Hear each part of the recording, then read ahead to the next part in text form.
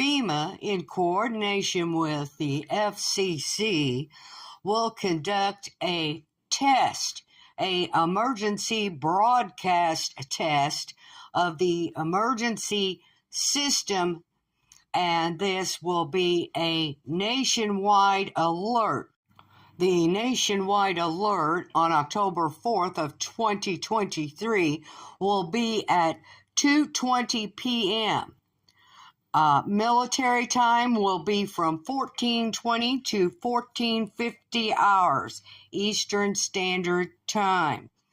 The text message will be sent out over television and on radio, as well as it will be texted to every cellular device within the nation.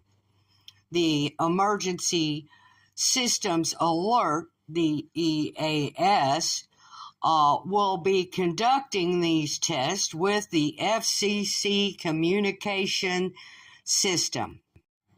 The purpose of the October 4th test is to ensure that the system continues to be effective means of warning the public about emergencies, particularly those emergencies that are a national level, FEMA stated in a news release to the public.